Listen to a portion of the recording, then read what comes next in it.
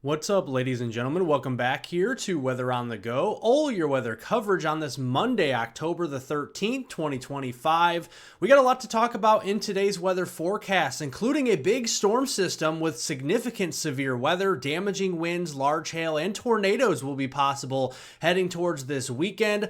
Heavy rain, heavy snow, and we're looking at your tropical and long-range weather updates at the end. So we got a lot to get to. Make sure to like the video. Get it up over 500 to 1,000 likes today would be awesome. Thank you so much for all the likes, sharing the video with friends, family, and anybody that you know, and also subscribing to my YouTube channel as we cover Canada, the United States, the tropics in my weather forecast, and we'll continue to do that as well every single day.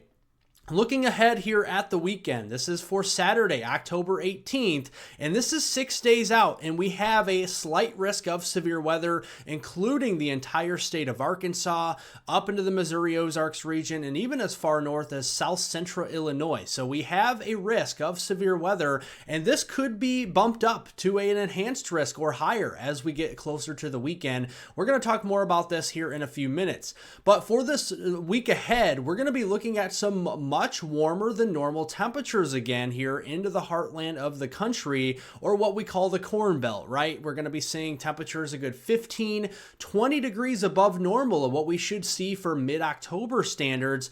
In contrast, across the West Coast, we are seeing temperatures a good 20, even 30 degrees below normal, what we should see for mid-October standards out here, including the Sacramento Valley and areas near Reno and Las Vegas. And we look at those temperatures this afternoon, and we're looking at more of the 70 variety across portions of Chicagoland, over here to Detroit and Indianapolis, also Cincinnati. More of the 80-degree temperatures, even some 90s sprinkled in from Little Rock down into Texarkana, Dallas, Houston, all the way down to Corpus Christi and Shreveport. A little bit cooler for the Northeast, into the 40s and 50s for highs this afternoon. And also a little bit cooler, including some record cool high temperatures across northwestern Montana in the low 40s this afternoon. As we go into Tuesday, some of that cooler air will spill in across the upper Midwest. We're going to be seeing temperatures in the upper 40s to mid 50s range. More of those 80s, 90s further to the south. And then as we go into Wednesday, notice we get that southerly component to our winds, pumping up those temperatures into the 70s and 80s by midweek. That'll continue late into the week before a cold front comes through. And that cold front will bring some cool air and also some severe weather as well. Again, we'll talk about that in a minute. Let's look here at the low temperatures heading into the next few days, and you can see we could be seeing some 50s and 60s out there heading into Tuesday morning and even Wednesday morning, which could actually lead to some record warm low temperatures throughout the week. We also have to watch out for frost and freeze risks across portions of the Northeast as we head through late this week and into the weekend, and that's something we're going to be keeping an eye on for our friends over there in the Northeast. Now let's look at the storm chances just over the next 3 days. For today, stronger thunderstorms are more isolated and sporadic across the desert Southwest. Thunderstorms in the eastern U.S. is really not expected at all, except for maybe the I-95 corridor. And then as we go into Tuesday tomorrow, stronger storms again across the desert Southwest as more of that energy moves in from the East Pacific up through the Rockies and into the Western Plains. That continues into Wednesday, October the 15th, mid-month as well. Let's look here at the eastern U.S. first. We'll go to the central U.S. next and the western U.S. after that. Lots of cloud cover. They will thicken, they'll lower, and we'll see some showers activity across portions of the I-95 corridor, including the threat for some thunderstorms. No severe weather expected, but some locally heavy downpours may be possible for the afternoon and into the evening. Mostly sunny skies can be expected across the southeast as we go through the rest of the day today and into tonight. A starry night expected. Clear skies across the southeast as well, up toward the Ohio River. And then as we start the day on Tuesday, heading off to work or school after a nice day of relax here on Columbus Day today, and we're going to see some cloud cover, some sprinkles and showers across the Northeast to start your day, so may need an umbrella potentially. And then as we go through the day, we're still going to see quite a bit of cloud cover and a chance for sprinkles heading into the afternoon. Nothing that's too terribly heavy though as we go into Tuesday. Lots of sunshine again though expected across across the southeast. Central U.S., we got a mix of sun and clouds here across most of the middle of the country. A little bit more cloud cover in the plains. This could yield some showers and isolated thunderstorms heading into this afternoon and evening. Heading into the day on Tuesday morning, heading off to school at your bus stop or even to work. May need an umbrella here across portions of South Dakota, Nebraska, Kansas, and western Iowa. We could be seeing some scattered showers, a few rumbles of thunder out there.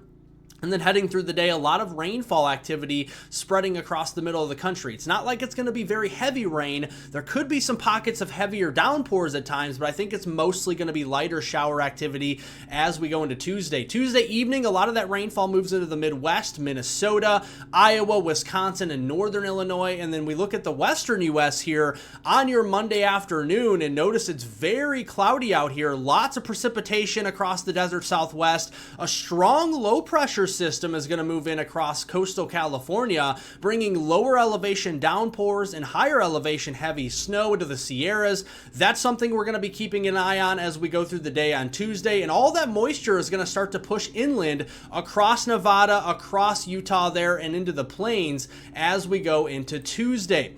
Looking here at the weekend again, long range, we have a slight risk of severe weather on Saturday, October 18th, across portions of Arkansas, including the entire state of Arkansas, up into the Missouri Ozarks region and southern Illinois and surrounding states there as well. We're going to be keeping an eye on the threat for damaging winds, large hail, and tornadoes. And the setup is like this. We got a cold front here attached to a strong parent low pressure system up near western Ontario on Saturday afternoon. A secondary low will try to develop down here into the Central Plains and Missouri Valley region. That will help to have an influx of moisture from the Gulf northward. And it's not like we're seeing dew points in the 80s, but we're going to be seeing dew points rising up into the upper 50s to mid 60s range, especially the further south you go toward the Gulf, and that will increase the instability values. We're going to be seeing instability on the order of 1,000 to 2,000 joules per kilogram, and there's going to be plenty of flow in the mid-levels of the atmosphere. This is what we call a trough here as it digs down and then lifts back up. We're going to see a lot of wind energy in the mid-levels here, and we're also going to see a low-level jet here near the surface, and you can see it is maximized across southern Illinois into the Missouri Ozarks region and into Arkansas. So if in any area gets upgraded to an enhanced risk or further, this would be the area that I'm watching near St. Louis, down here toward the Ozarks into Branson, Missouri, Cape Girardeau, and Paducah. And then down towards Jonesboro, Lexington, or Little Rock, and then into Fort Smith there, keeping an eye on that for Saturday. So Saturday morning, the expectation is a few morning thunderstorms will move through, we'll have a break, and then additional robust thunderstorms that develop during the heat of the afternoon and evening, and these could be supercellular. We also could see some lines with damaging winds, hail, and a few tornadoes heading in towards the weekend there on Saturday. Sunday right now is a little bit uncertain with severe weather. Now looking here at the next 7 days or so, taking you through next Monday at 7 a.m., October 20th, notice there is a fair share of rain across southern Canada and the United States to go around. I would say the driest areas would be down here in central and southern Texas, or what we call Texas Hill Country. Now into the western U.S. with colder air in place, especially in the higher elevations, we are going to be seeing some snow, and the snow could be piling up in feet there in the Sierras, also parts of the northwestern Rockies.